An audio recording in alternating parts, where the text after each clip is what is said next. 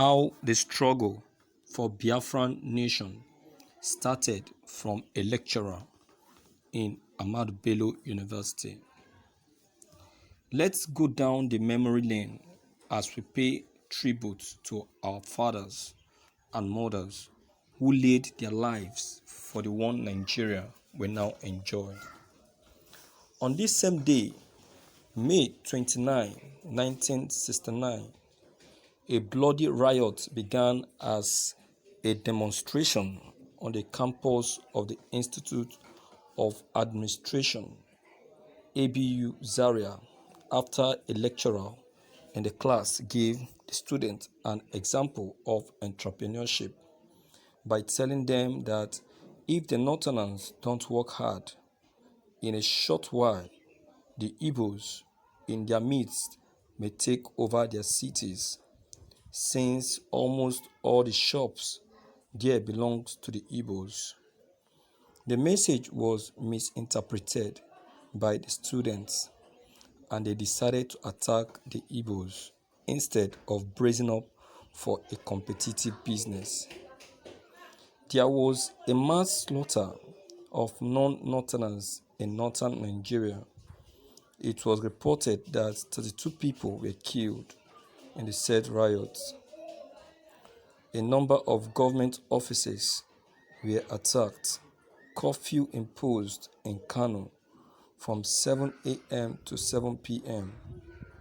This sad incident led to the pull-out of the eastern Nigeria 1 year later on May 30th to form another country within a country. This is the genesis of Biafra, which has become a name we have to cope with since then. For those of you who don't know history, this is the genesis of the civil war Nigeria went through from 1967 to 1970. How many things have changed so far? Can you narrate your civil war experience? Thank you for listening to this news. Yeah, of a truth, the protest started in Kano and later in some northern towns. And the reason behind the protest was as a result of the unification decree made by General Ironsi. Northerners viewed it as an attempt to take over the jobs and other aspects of the economy by the Igbos. It should be remembered that the Igbos were against the northernization policy introduced by late Sir Ahmadu Bello, the then premier of northern region. So listen to your lecturer. The one Nigeria we now enjoy, Nigeria is an absolute hell to the masses of all ethnic nationalities that make up this God-forsaken country. We really need to break it up and go our separate ways. The riot started because after Igbos were killed, the other Igbos were not happy. So they decided to take it up with the Northerners. This is what they keep telling them. This is what they keep explaining to these people, that education is the best legacy. Education is what really matters. If you don't get yourself educated, you can never be reasonable in the society, and the society will never be reasonable with you. I bet you. This is a very simple thing, but the Northerners took it to be something else. who has I don't see anything wrong that the lecturer has said. He is just giving them an hint. It's an hint. This is a very good hint for them. It's telling them a secret that look, you people should know that this is this is the northern state. So as your own state, you should do everything possible to take over your state academically.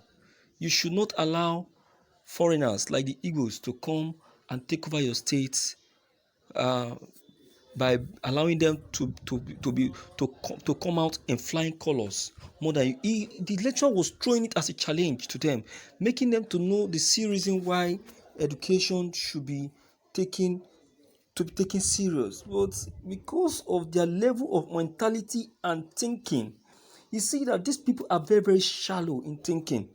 No wonder this shallow way of thinking has been in existence since 1966, 1967. You can see. No wonder till date the Northerners detest the Igbos and are ready to do anything possible to bring any Igbo man down that confronts or faces him. You can imagine. These people have a very shallow way of thinking. What a simple thing. What a simple challenge. Instead of them to pick up the lecturer's advice and walk their way, their way forward to see how to come out in flying colors and make wave and make their state, their city, their people proud. They pick up offense. They believe the lecturer was making mockery of them or insulting them. They have to turn the whole thing to violence and war and started killing. Oh my God, these people are very, very, very, very brutal. You can imagine. This have started for a very long time. You can see that these people are not people one can reason with. They are not people one can share their community with. I only pity some of these Southeast governors that keep supporting rural settlements, giving them place to stay. These people should be living with themselves. They cannot understand the other region. They can only understand themselves. They're supposed to be allowed to live with themselves and with their animals. You understand? This is not a thing of being greedy or wicked or selfish. It's a matter of life. It's a matter of safety. It's a matter of safety. We need to understand this fact. We need to tell ourselves the truth. These people doesn't worth living with. Look at a simple question thrown to them by their lecturer, they turn it to something else. You can imagine. No wonder education in the north till today is nothing but a piece of rag. You can imagine. No wonder El-Rufai was saying it now, imposing it on every northern state that any parent seen taking or registering his or her child with the Amajiri school will be arrested. Instead, the child should be sent to school to get educated. They are not seeing the value of education. They are not seeing it. These people can be so shallow in thinking. You can imagine. This is shit. A big disgrace and a disappointment to the northern government. The northern government need to brace up. They need to stand on their feet and do something concerning this case, because the mentality of the northerners is becoming worse. In fact, it's becoming something else by the day. They must not give them that chance to be carried away. Understand? So, my viewers, I don't know if you really understand the area I'm driving to, but please, I beg you, your comments are of great importance.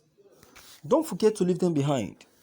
Click on the subscription buttons as well as bell button to receive more updates. Thank you.